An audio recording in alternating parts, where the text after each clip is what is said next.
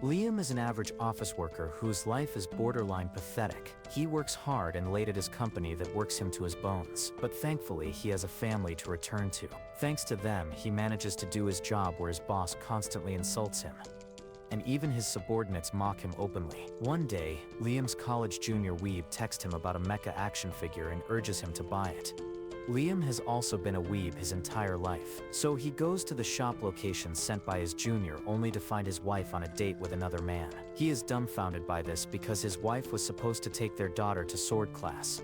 That night, when he returns, Liam asks his wife and daughter about their day, and they tell him that there was a tournament at the sword class today, and the daughter won all her matches. Liam decides to believe them and ignore the fact that he clearly saw his wife earlier today, but he still can't shake the thought away. So he goes to the same spot the next day as well. This time, not only his wife but his daughter is also there, and she calls the strange man her father. Liam is completely shaken by that and can't concentrate on his work. And then his boss comes there to insult him for no reason. Just then, he gets a call from his wife about their daughter being in an accident, and he immediately rushes to the hospital. The doctor tells them that their daughter needs blood, but Liam's blood type is not compatible with her. As his wife leaves to donate blood, Liam does some research on blood types and finds that his daughter's blood type doesn't match the chart. He is now sure that he is not the father, and once they return home, he confronts his wife about it. However, instead of admitting that she cheated on him, that tells him that it is all his fault. She says that he works all the time and doesn't have any time for his family. On top of that, he doesn't even have any money despite working so much. That tells Liam that he is not even really a part of their family, and she was the only one who raised her daughter all these years. She then declares that she is going to leave the house with her daughter, and Liam snaps on hearing this. He tries to stop the daughter, but even she tells him that she likes her other dad better. Liam is completely devastated by this, and the next day as he goes to office, his boss shows him that a transaction of 50 million yen has been made from his computer.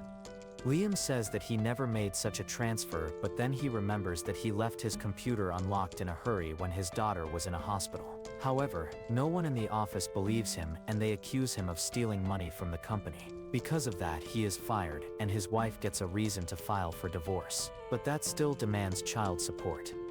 His company doesn't sue him but forces him to pay all the money back in installments, and Liam has to work as a construction worker to keep paying child support and the installment. However, that doesn't go very well for him either, and he is continuously scolded by his boss. His life becomes a mess, and he enters depression because he has nothing to live for. Even his enthusiasm for action figures and mecha toys fade, but he still believes that everything will work out if he keeps working hard. He misses his daughter even though he knows she is not really his child and hopes to meet her someday. But then he finds that he is seriously ill. With no insurance and no money to get treatment, Liam decides to die in the silence and solitude of his apartment. He keeps waiting for death, and then suddenly a dazzling light appears above him.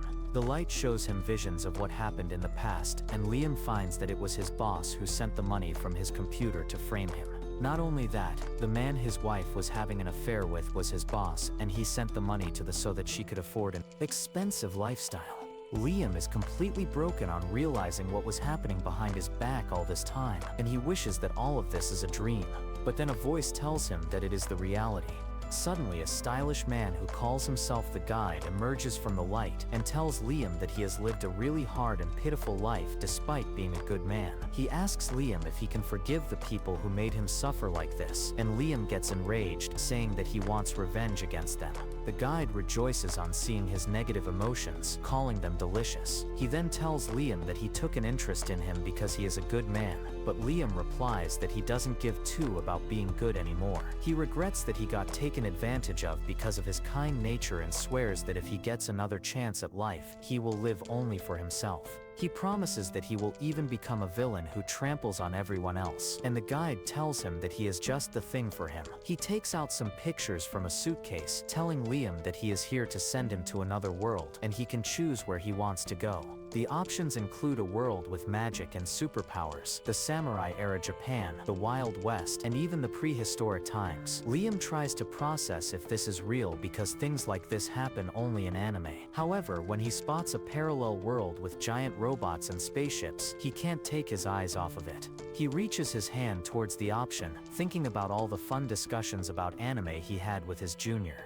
The guide tells him that he made a good choice because this world has both advanced technology and magic. The aristocratic system is still followed in this world, which means nobles are in power. And the guide tells Liam that he will be born as the son of a count who rules a planet. Liam likes the sound of that, and as he reaches the image of the giant robot, he signs a contract with the guide who sends him off to the next world, wishing that he lives a better life in that one. He gets reincarnated as Liam Bamfield, the only son of a count ruling planet Hydra that is run over by plants. On his 5th birthday, Liam's mother tells him that she has a special present for him. She takes him to the room where a giant cake is kept and asks him to open the gift. Liam finds that it is empty, but there is a remote controller inside it, and his mom tells him that his gift is a custom-made AI maid. She tells him to pick the features he wants for the maid using the remote controller, and Liam gets taken aback by the options he has. He asks his mom why does he even need an AI maid robot, and just then his dad enters the room. He tells Liam that he is going to need the AI maid because he is getting another special birthday present. Liam's dad then suddenly declares that he is gifting him the title of Count Banfield and everything that their family owns. Liam is taken back by this, but his dad repeats that from today he is the head of the family, and he can run the planet any way he likes. However, his dad has a request in exchange for this gift. He explains that he and his wife are going to retire and live on the Imperial capital planet, and in exchange for ruling this planet, Liam has to send them a monthly allowance. Liam is all in for this deal because it gives him freedom, and his dad calls their butler Brian with a contract. Liam signs the contract and becomes the head of the house, and his parents immediately run away to the capital telling him that the AI maid will look after him from now on. Liam still has trouble processing that he got power, wealth, and influence at 5 years old in this life, and he swears that this time he will become a villain who will suppress other people and have fun on his own terms. He thanks the guide for this, unaware that the guide never planned to help him. Back on Earth, the guide is with Liam's dead body, mocking his pathetic life. He then decides to have some fun with Liam's cheating wife and his boss, who are having dinner at a fancy restaurant. While the boss tries to act like he feels bad for putting Liam through the misfortunes, that doesn't even bother to pretend.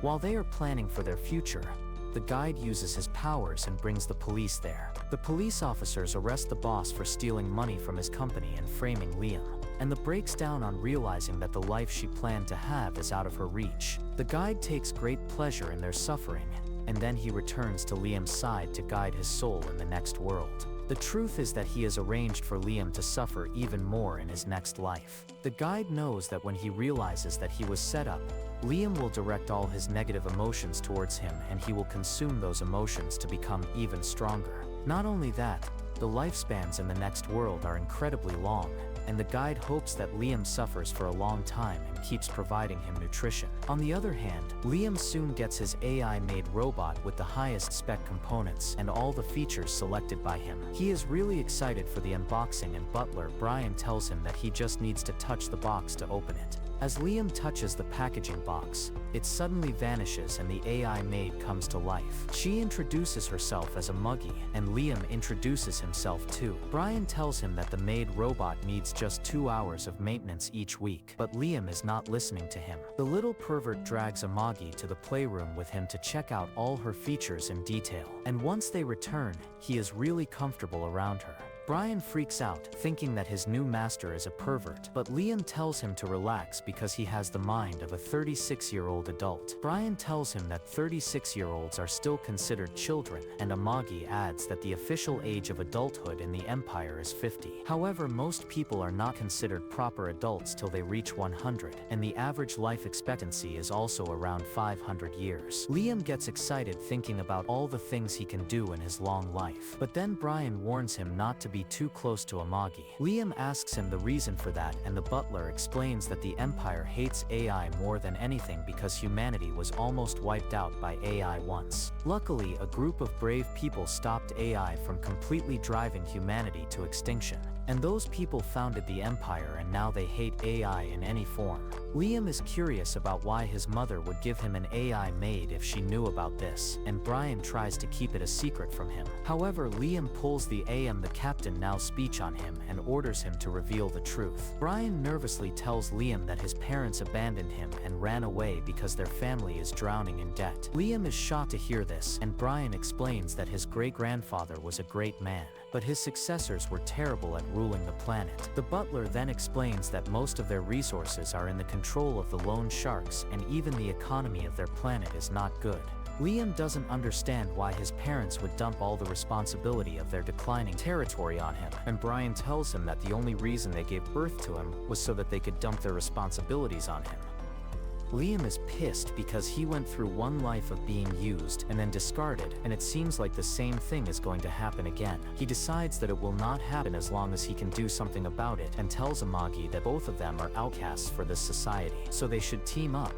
He asks the maid to join him because together they can seize the power to do anything they want, but she refuses and kneels before him. She tells Liam that her only purpose in this world is to serve him, and he doesn't need to ask her to team up with him. She promises to serve him in any way possible, and Liam decides to give her the 3 laws of robotics to protect humanity. However, he instantly changes his mind because he is no longer going to be the good guy. He decides to be as selfish as he can and revises the 3 laws so that they only apply to him. The first law states that Amagi cannot harm her master directly or indirectly. The second law asks her to obey all his commands, and the third law asks her to protect herself as long as she doesn't need to violate the first 2 laws. When Sagi has engraved the 3 laws into her system, Liam asks her what he should do to make his territory better and prosperous. She suggests he use an education capsule that will put knowledge and experience directly in his brain and also strengthen his body. She tells him that he will have to be in the education capsule for a few months, and during that time she can take care of his territory on his behalf. Brian panics on hearing this and tells Liam that letting an AI maid handle the entire territory is dangerous for humanity. Liam tells him that it is not dangerous because he does not want to destroy humanity, and according to the second law, Amagi will follow his instructions perfectly. The flustered Brian tells Liam that the Empire will not accept this, but Amagi checks the Constitution and replies that there is no law preventing AI from helping with governance duties. With that, Liam orders Brian to get an education capsule ready and gives all the authority in his absence to Amagi. Once he gets inside the education capsule, Liam asks Amagi if she can feel emotions or even mimic them because she is quite advanced for an AI maid. Amagi replies that she doesn't know if she is capable of feeling or mimicking emotions, but when Liam asked her to team up with him earlier, she found her cache suddenly overflowing with data. Liam realizes that Amagi can really feel some sort of emotions, and he asks her to take care of everything while he speedruns through his school and college education. Liam gets out of the education capsule after exactly 2 years with decades of information and experience stored in his brain.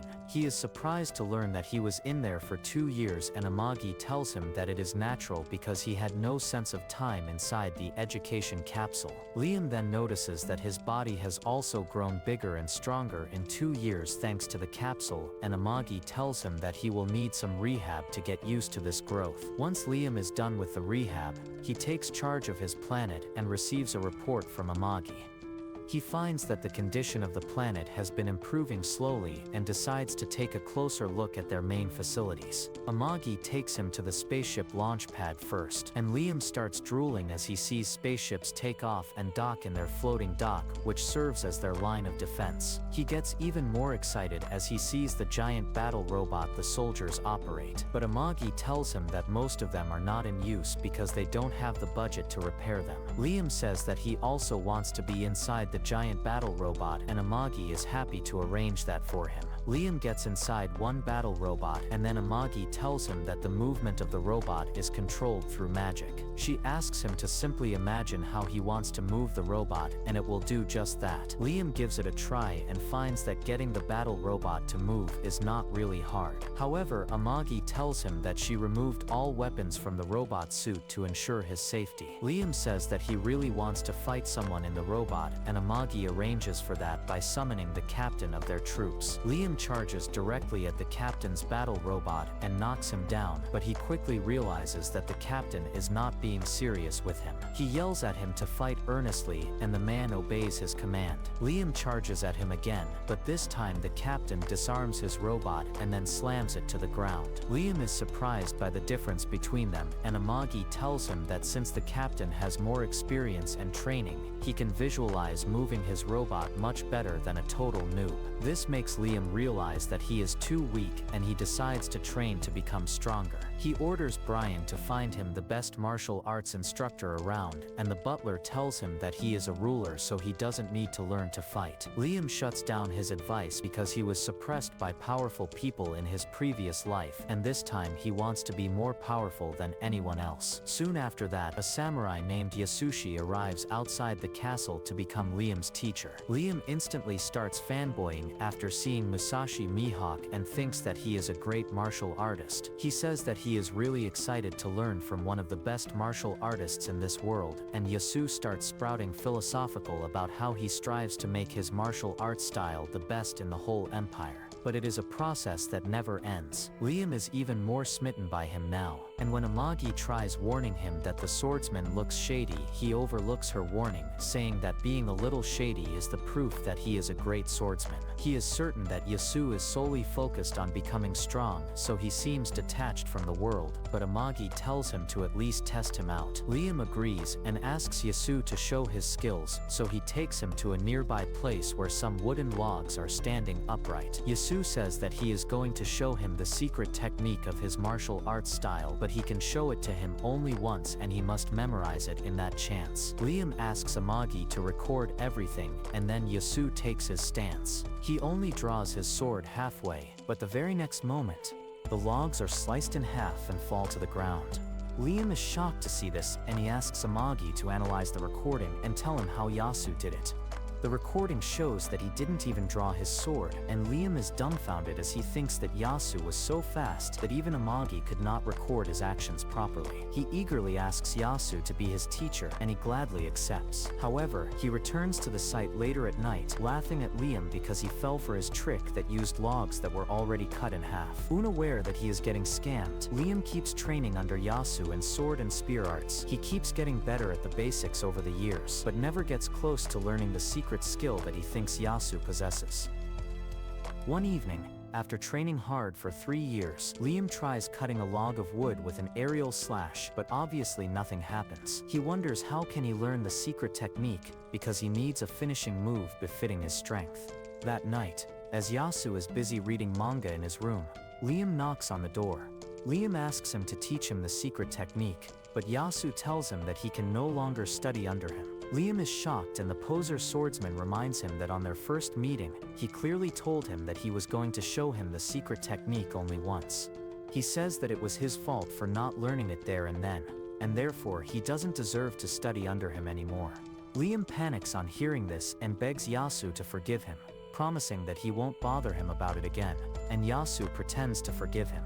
Once Liam leaves, he starts eating chips and mocks the boy for believing that a technique like that really exists. Just then, Liam opens the door again, saying that he wants to add a little more money to his monthly fees to properly apologize for his actions earlier. Yasu has no reason to decline more money, and he starts dancing and emoting because this is the easiest job he ever had. But then Liam appears again, saying that he wants a day off from his training because he has some urgent business tomorrow. The next day, Liam receives a report about his planet's economy from Amagi. She tells him that they are still under heavy debts, but they are recovering gradually. And Liam is glad to hear that. He praises Amagi, but she says that she doesn't deserve his praise because she has not been able to meet her expectations. She shows him that the progress is very slow in some sectors like education and human resource development, despite investing a large amount. As soon as Liam sees the details, he realizes what is wrong, and immediately summons the person in charge of the department. Soon, an ugly, sweaty idiot comes there, and Liam immediately gets to business. He asks the man,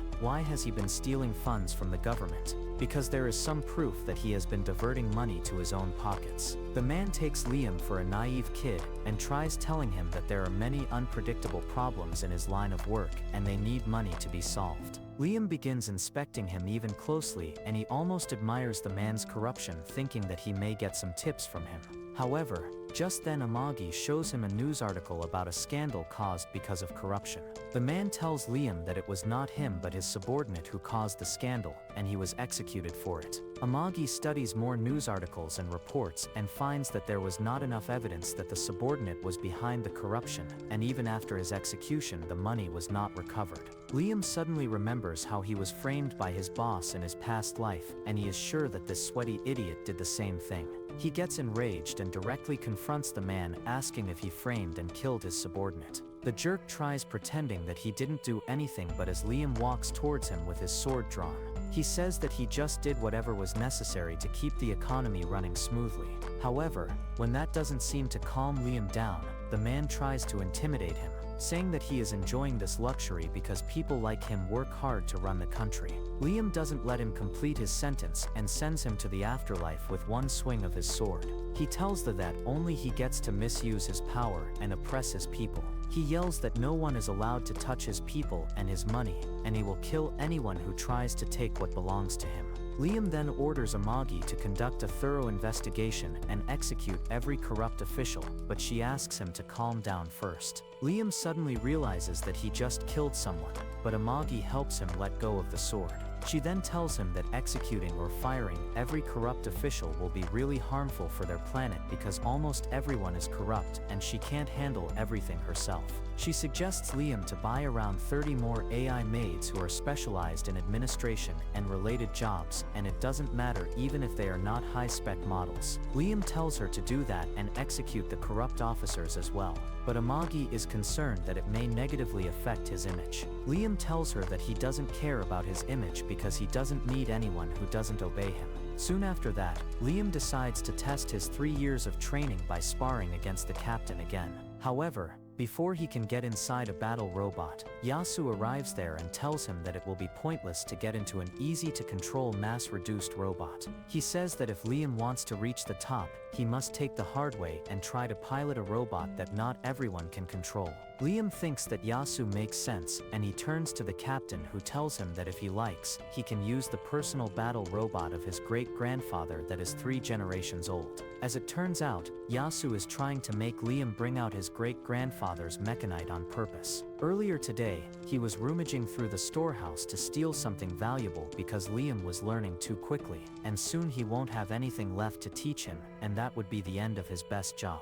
He didn't find any valuables in the storehouse until he stumbled on an old mecha unit that looked like it wouldn't work even after being repaired, but he felt that he could sell its parts for a huge amount. Liam falls for his trick and orders Brian to repair the old mechanite. Brian tells him that the unit is too old and unfit to be used, and he should use a mass-reduced unit to learn the basics. Brian doesn't have any reply to that, so he simply suggests Liam to at least stop wasting his time training because he is already too good. Liam refuses the suggestion too, saying that he is training to use the ultimate move Yasu showed him. In the meantime, Imagi goes to check the old mecha on Liam's order. She doesn't trust Yasu at all, but she can't refuse her master's orders, and she wishes that the old mecha keeps him safe. A few days later, an engineer named Mia arrives on the planet to repair the mecha. She introduces herself as an engineer from the 7th Imperial Weapon Factory, and Liam introduces himself in response. Mia suddenly starts staring at Imagi, and Liam gets defensive, asking if she has any problem with his maid. However, Mia is actually interested in Imagi because she has never seen such an expensive custom-made AI robot. She tries examining her in detail, but Liam stops her and tells her to just do the job she is here for. He then takes her to the old mecha, and Mia immediately tells him to forget about it and buy something new. Liam is adamant about repairing the old unit, and Mia tells him that they have stopped manufacturing this model long ago, so the spare parts will be rare and expensive. Liam tells her to replace the parts she can't find with modern ones, but he wants her to keep the controls manual. He tells her that he doesn't care how much it costs, and Mia is glad to hear that. Liam also tells her that he wants a finishing move like a rocket punch, and just then Yasu comes there to see what's going on. He falls in love at first sight with Mia's and tries approaching her while looking cool, but she is too busy quarreling with Liam about the reasons she can't install a rocket arm on the robot. In the end, Liam convinces her with the power of money, but Yasu gets jealous because Nia didn't pay him any attention. He decides to take it out on Liam by putting him through an impossible training. He has to defend against tennis balls blindfolded while balancing himself on a log in the middle of a lake, and his sword has also been made excessively heavy. Liam tells Yasu that it is not possible, but he is doing it just to get revenge. So he tells Liam to stop relying on his senses and use his instincts instead. Yasu tells him to stop thinking and start feeling, and Liam takes him seriously as always. A few days later, Nia finishes repairing and customizing the mecha unit, and Brian gets nostalgic, remembering the glory days of the Banfield family. Nia then shows Liam how to use the mecha and takes him inside for a demo. The control room has been made bigger using spatial magic, and once Liam sits on his seat, the mecha scans him and assigns him as its master. Nia tells him that now the unit will only recognize him as its pilot. With that, Liam tries to take a step forward in the mecha, but it ends up falling on the ground because it doesn't have any features to assist him in moving. Mia tells him that this will make it much harder to control the mecha, but if Liam can master it, he can move it exactly like his body. Liam decides to try again, and this time he successfully gets up and walks outside the storeroom. Mia is impressed by his skills and tells him that if he can control the mecha so well right off the bat, he must be a real genius. She tells him to keep imagining how he wants to move the mecha, but then her marshmallows touch Liam's arm and his incel mind is taken over by his gooner instincts. He starts imagining dirty things and the mecha acts them out. Yasu panics on seeing this as he thinks that Liam is doing perverted things to Nia's inside the mecha, and Brian is glad because this is the first time Liam has shown interest in a human woman.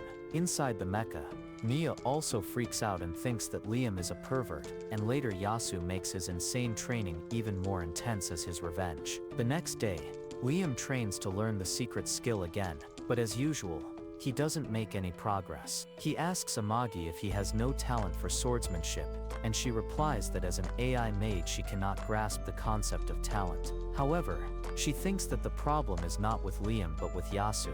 She says that the problem is his credibility, and instead of realizing that he is being scammed, Liam thinks that Amagi is telling him that he has not trusted Yasu enough. Amagi tells him that she meant something else, but Liam has already realized what he is lacking. He says that Yasu cutting the logs that were out of his sword's range is physically impossible, but this world also has magic. He believes that magic is the only explanation of how he can use his ultimate move. Liam says that if he focuses his magic on his sword and imagines himself swinging it out as a flying slash, he might be able to use the ultimate move as well. He immediately starts practicing with this principle in mind, and years pass with him trying to send a magical slash towards his target, and one day he succeeds in breaking through his limits. The next day, Liam invites Yasu to see his progress. He then uses his special technique to send a magic slash and cuts a wooden log in half, and Yasu's mind is blown.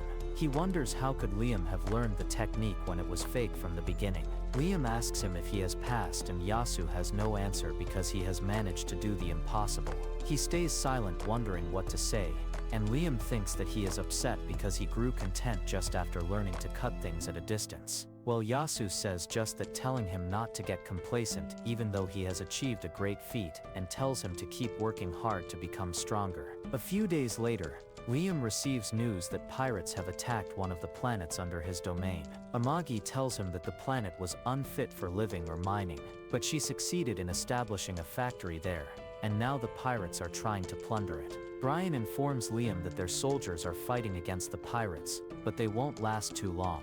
Liam immediately turns to Amagi for a strategy, and she tells him that they can use the planet's horizon and unique gravity to launch a surprise attack on the pirates. He tells her to handle the battle in space and capture the pirate ship while he joins the soldiers in defending the factory. Brian tells him that it is too dangerous, but Liam doesn't listen to him and gets inside his mechanite. Amagi launches him towards the planet, and Liam uses the clouds to hide and launch sneak attacks on the pirates. The pirates panic as Liam's mecha begins hunting them down, and some of them attack him from behind.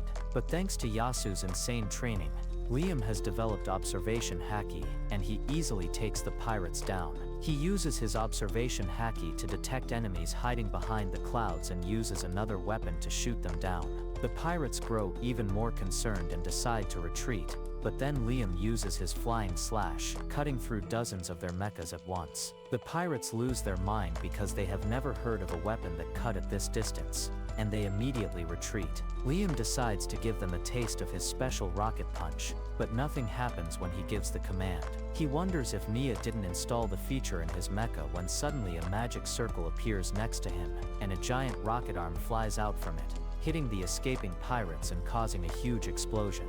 Liam is angry because this is not what he wanted, but Nia tells him that this was the only way to make Rocket Punch a functional attack.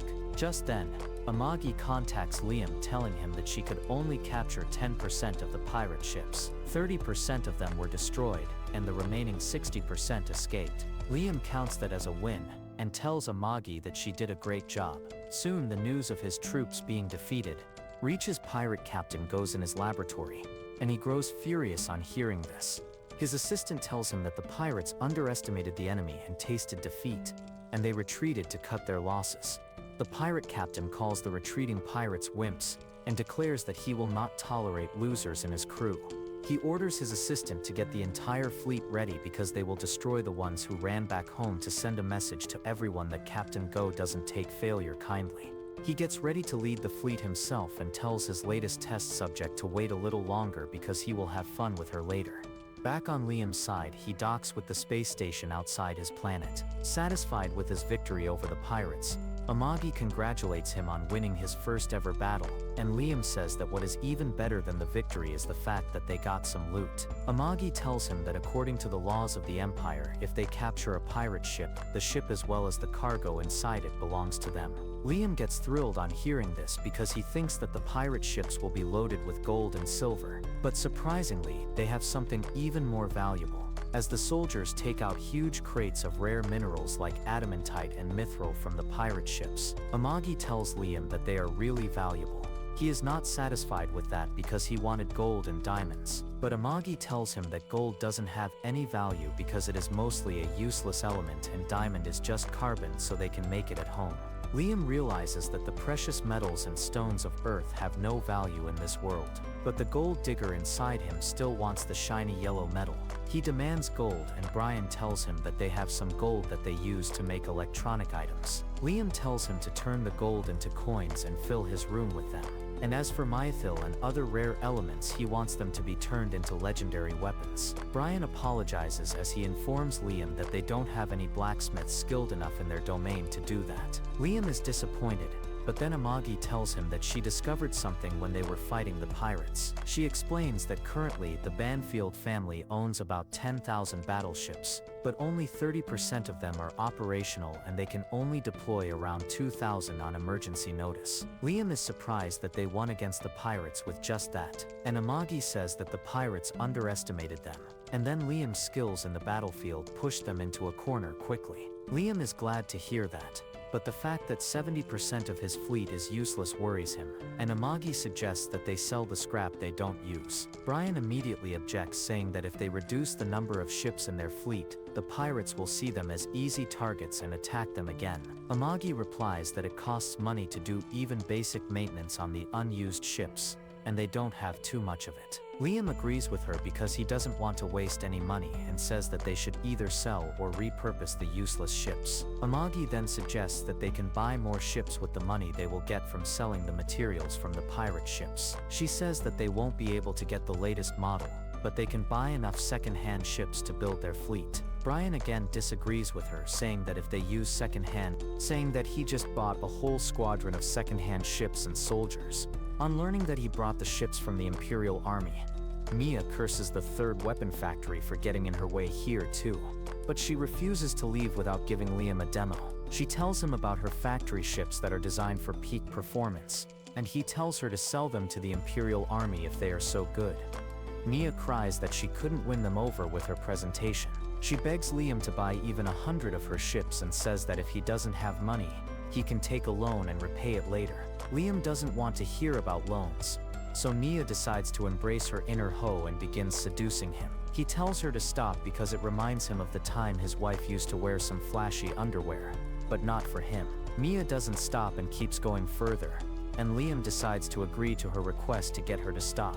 He decides to buy 300 battleships from her, because Amagi tells him that they will be useful in the future, and Nia gladly runs to get them ready for him. Outside, she contacts her teammate and tells him how she seduced a noble to sell 300 ships, and both Brian and Yasu hear it. While Brian is worried that Liam fell for a honey trap, Yasu is furious, thinking that Liam made a move on Nia, even though she is clearly into his teacher. Soon after that, Mia delivers the 300 advanced battleships that Liam ordered, and at the same time, the second-hand battleships they bought from the Imperial Army also arrive. Meanwhile, Yasu is still sulking over Nia's trying to honey trap Liam, because he feels that it is Liam's fault. He thinks that Liam offered her money to act like that for him, and he can't forgive him for that. Well, someone is happy to see his negative emotions, and that is the guide. He wants Yasu to be more angry at Liam and then hurt him in a manner that will cause Liam to feel intense negative emotions as well. Unaware about his teacher's desire to get revenge on him, Liam goes to inspect the latest battleships of the 7th Weapon Factory, and Nia is present there to give him a tour. Liam says that even though it is not exactly luxurious, a new model is a good thing. Nia tells him that luxuries are useless, but Liam replies that he needs them anyway.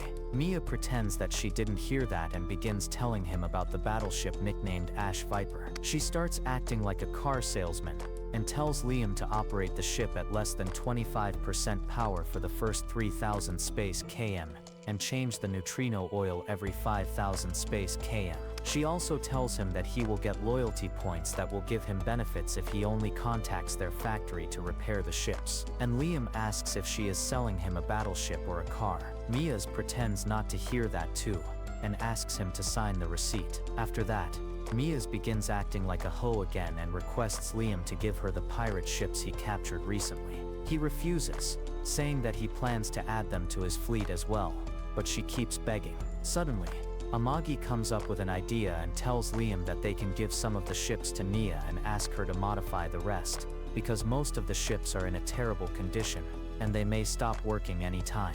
Mia says that she will gladly accept those conditions because pirate ships use unknown technology from outside the Empire, and all researchers are eager to study them. Liam also likes the idea and he immediately takes Amagi and Nia to check the pirate ships. They find that its interior is quite different from their ships, and Nia finds a lot of new buttons on its control panel. Liam notices a steering wheel, and the one-piece weeb inside him awakens on seeing this. He tells Nia that he wants to put this steering wheel on his battleship, and she warns him that it will be useless because it makes controlling the ship harder. Liam tries acting like a Chad by saying that sometimes a man wants what his heart says even though it is useless. She just sighs and agrees to do it, but then she notices a very unusual device in the pirate ship and begins geeking over it. Liam gets bored by her yapping when he spots a glowing creature disappearing around the corner. He runs after it, telling Amagi that he thought he saw a dog. Suddenly, he sees the same glowing dog disappearing into the corner in front of him again, and he decides to follow it. The trail leads him and Amagi to a strange room, and she plugs herself into the console to find that it is the navigation room. She activates the navigation devices, and the floor turns into a map of all the places that the ship has been. They find that the pirates have been raiding ships throughout the Empire, but then Amagi notices something even more worrisome. She says that once the pirate ship finishes its raids, it always teleports back to a warp gate at the boundary of the Empire. From there, it uses a short warp to go outside of the Empire's territory. Liam is intrigued and he asks her if the pirate ship goes to another empire, but she tells him that it goes to the battlefield at the border of the empires. She explains that it has been a place for different nations and nobles to fight, and Liam realizes that the pirates are using it because no one bothers to capture them in a lawless zone. He then asks Amagi about their destination when they use the short warp, and she says that it is not a fixed point, but she senses a pattern. She starts decoding the pattern, and within a few seconds she finds that their destination for the short warp is a rogue planet with an unusual orbit that moves very quickly in a region full of small black holes. She says that the gravity of the black holes make the orbit really unpredictable, and the only way pirates can teleport to it is because they know about it in advance. Liam is really curious now, and he says that this rogue planet is the perfect place to hide something. Amagi agrees, saying that this must be the hidden base of the pirates, but Liam disagrees with her. He says that this is definitely a treasure island because pirates always stop by treasure islands after completing their raids. He tells Amagi to get his fleet ready at once because they are going on a treasure hunt. On the other hand, pirate captain Gose has captured his underlings who ran away after losing the fight with Liam. Go is furious that his men lost to a poor and weak noble, and he declares that he will restore his honor by crushing Liam himself. But before that, he destroys the ships of the cowards who ran back, and then he orders his men to warp to the Pomona Gate at the border of the Empire. At the same time, Liam and his troops also finish their short-range warp and reach their nearest warp gate, which will lead them to the Pomona Gate. However, they can't use it because the authorities that maintain the warp gate don't allow them to use it. The supervisor contacts Liam, telling him that he needs to pay a toll to use the warp gates based on the weight of his vehicles and the distance covered. He clearly tells Liam that the toll for teleporting 7,000 warships to the border of the Empire is quite high, and he needs advanced payment because he doesn't trust the Banfield family's ability to pay the toll later. Liam promises that he will pay the amount in full once he returns, but the supervisor tells him that there is no guarantee that he will return, because if he gets caught by pirates, it will be over for him. Liam refuses to return because it cost him a lot of money to bring his troops here, and he is not going to waste his time and resources by turning around to bring his wallet. He then turns into a Karen and says that he wants to talk to the manager. The supervisor tells him that he is the highest ranking person here, and Liam decides to talk to him face to face. Amagi thinks that it won't change anything because they are not even close to a deal right now. But Liam tells her that humans have a unique ability to understand each other better when they meet in person. Meanwhile, Go and his pirate ships reach the Pomona Gate, and the authorities on their side are already in his pocket. He pays them the usual amount and gets them to link the warp gate to the location where Liam's troops are waiting, but he doesn't know about that yet. At the same time, Liam is in the office of the warp gate authority, and he tells the supervisor to open the gate for him because he will definitely pay him back once he returns. However, the supervisor stands on business and refuses all his attempts to convince him. Just then he gets a call about the pirates coming through, and he tells Liam to go home because he has other things to do. Liam is disappointed about that, but then he again feels the glowing dog running behind him, and he decides to see what the hell is going on. Meanwhile, the pirates enter the warp gate, and a wormhole connects them to the gate on the other side. As they travel through the gate, Go tells his men that they will destroy the Banfield family and plunder everything they have. On the other hand, the supervisor on Liam's side tells his underling not to worry about who is coming from the other side of the warp gate because it is none of their business. His subordinate, however, knows that it is a pirate crew, and he is worried about Liam's fleet that is stationed in the waiting zone right now. The supervisor tells him to stop worrying because it is only natural for pirates to target a weak noble family, and they shouldn't stick their nose where it doesn't belong because they receive a lot of money from the pirates. He then tells everyone in the control room that they will take a 30-minute break now so that they don't see or hear anything.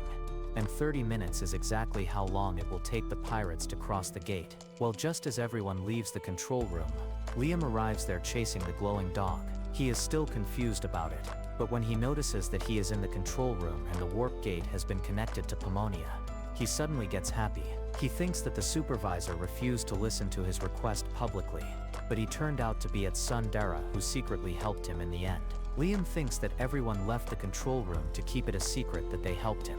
He gets happy, but then he notices that the direction of the wormhole is opposite, and he decides to fix that. He sits down on the control panel and reverses the direction of the wormhole forcefully. But that creates a problem, and the wormhole branches out, taking Go and his fleet into another direction which they don't even realize. Just then Amagi contacts Liam asking him to return because they can get the permission to use the warp gate. Now he returns immediately and asks how can they get permission, and Amagi says that she contacted Mia for help, and she told them that they can use the 7th weapon factory as a guarantor. Mia says that since they have done good business, she can do at least this for him. And Liam is glad to hear that. Since there are no problems now, he orders his fleet to enter the warp gate.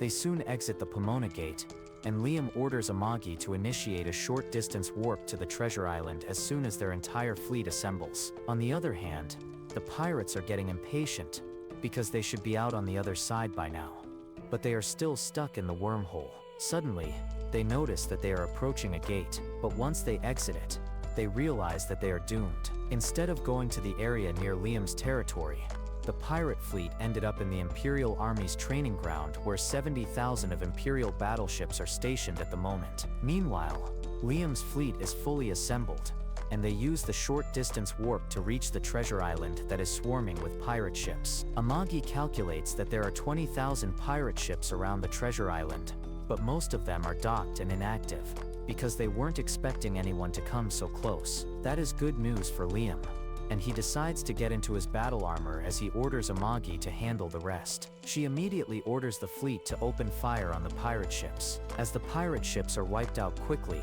Liam also gets ready and launches into the battle zone.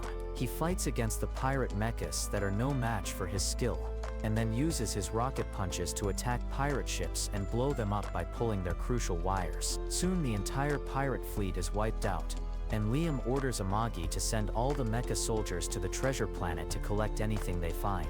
Liam and his mechanites attack the treasure planet, destroying its outer surface to create a way in. A scientist inside the planet panics as the attacks from Liam's army destroy whatever remains of their defense system, and he heads to the control room where he learns that they are under attack, and all the pirate ships standing guard around the planet have been destroyed. Meanwhile, Liam has finally made his way into the planet's interior, and he comes face to face with some pirates in mecha armors. He doesn't waste any time in chopping them off, and by the time the captain of his troops arrives there, he has already done his job.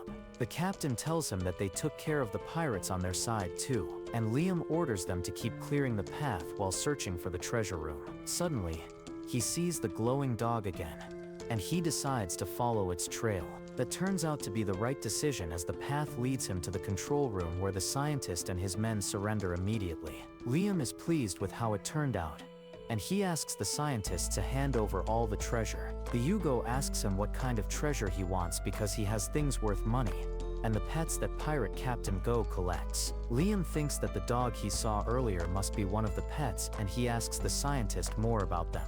He starts thinking that Liam is also a twisted sadist like Go who likes turning people into his pets and offers to turn the pets into obedient dogs for him if he likes. Liam doesn't get one word of what he is saying, so the scientist decides to lead him into the lab where he keeps all his subjects, as he shows them the girls that have been turned into horrible monsters because of his experiments. A soldier starts puking because he can't handle that. While the captain scolds him for being so weak, Liam walks ahead and his gaze gets stuck on a particular test subject. The scientist tells him that he has a good eye because this one is the favorite pet of Captain Go's. As he keeps yapping about how this girl is his masterpiece, Liam grows disgusted, remembering his past life where he was treated as less than a human.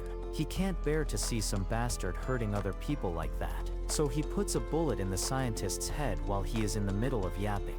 He then starts looking around the room, but then the voice of the octopus-like girl with her eyes in her palms reaches him. She asks him who is he, and Liam introduces himself to her, saying that he has taken this planet under his control and killed the person in charge. The girl is moved to tears on hearing this because she thinks that her suffering is finally going to end. She begs Liam to end her suffering and that of the other girls because they can never live as humans again. However, Liam confidently declares that he will save everyone and in return they will have to repay this favor to him.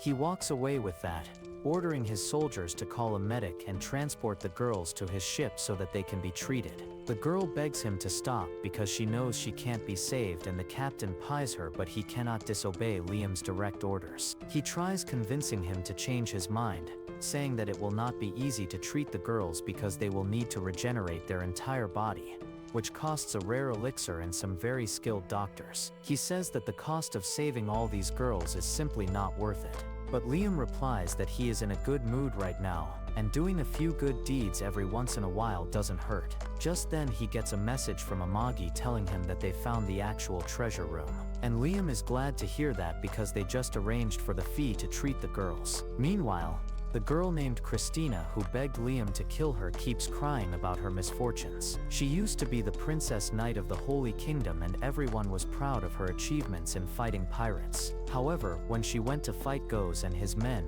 she was tricked and captured. And then the pirates blew up her home planet right in front of her eyes. Her family panicked because the pirates could not have gotten past the troops from the United Alliance that protected the region.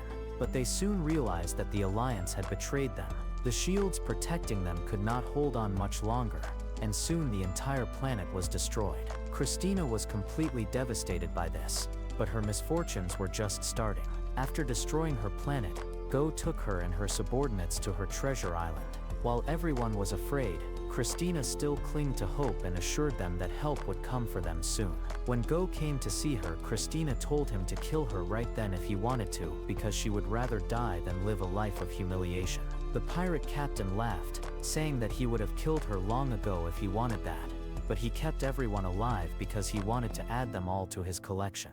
He then declared that he had changed his mind and he would free just one of the girls. He asked Christina to choose, and after being pressed, she chose the girl who looked the most terrified. However, that turned out to be a disgusting trap, as G took the girl Christina chose as his first test subject. He gave her to the scientist, who transformed into a multi-armed monster and began cutting through her body. Christina lost her mind and begged Ghost to stop, but he just laughed and told her that if he stopped right now, the girl would die. The traumatized Christina had no choice but to let the evil scientist experiment on the girl. He soon turned her into a monster, and as Christina watched in horror, Go told her that she will be soon turned into something even more spectacular. She asked him how the hell could he do something like this, and he told her that he enjoys it. He says that it is not fair that he is so ugly, so he turns beautiful girls into ugly monsters and watches them completely break down. Soon he dragged her into the experiment chair and Christina could no longer be brave.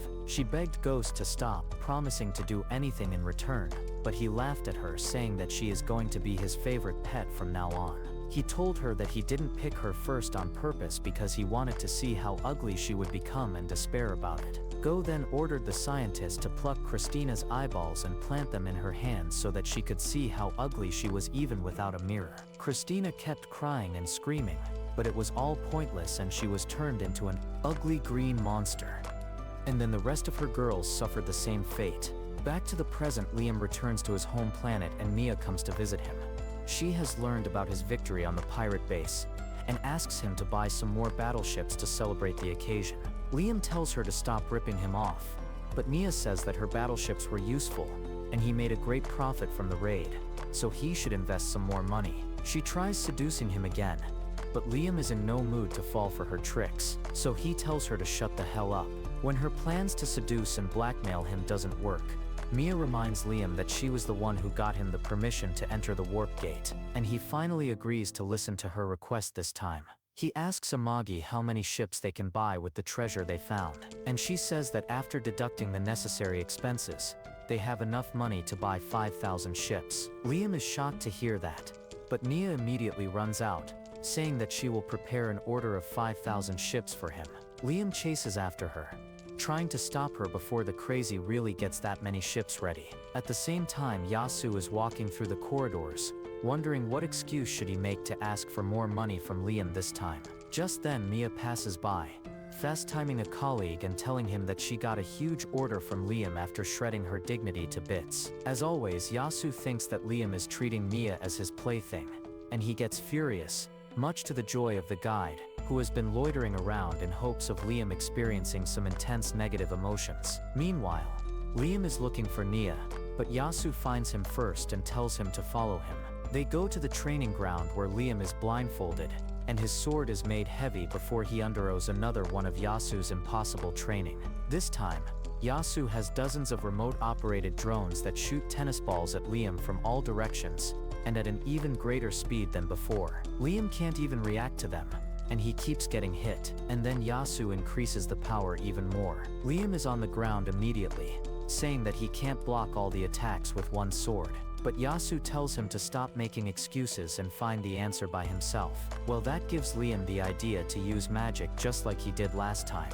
But this time he decides to use it for defense. He tries converting his magic into a barrier, and immediately succeeds in doing that. As the barrier reflects all the balls, Yasu watches Liam dumbfounded, as he begins his "I understand it now" speech. He then uses the barrier to send all the balls back in the direction they came from, and all the drones are destroyed. Liam then removes his blindfold and asks Yasu if he did well, but Yasu himself has been hit by multiple balls. He begins freaking out on realizing that Liam is truly a genius, and he will soon see through his scam. He already knows that Liam has executed corrupted officers and subdued pirate fleets, and he fears that once Liam realizes the truth, he will kill him.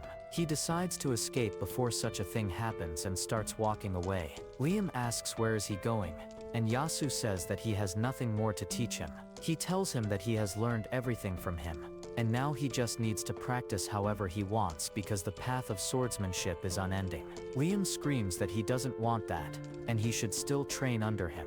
But Yasu yells at him, telling him to stop acting spoiled. He says that he is also a student himself despite his skills, and that means he must keep improving, and having Liam cling to him is not good for that. Yasu then turns back towards Liam, telling him that he has officially graduated, and now he is a master of the way of the flesh. He tells him that it is his duty as a master to spread the sword style throughout the universe, and Liam gladly agrees to that. Just as he turns around, Yasu runs for his life. Liam, on the other hand, has never felt so fulfilled before. His debt is decreasing. His territory is flourishing. He even defeated some pirates, and now his master has acknowledged his skills. He thanks the guide for all of it, and the perverted weirdo runs off to another universe, before he is completely demolished by Liam's positive emotions. If you liked this video, please consider subscribing and watch the video on your screen next.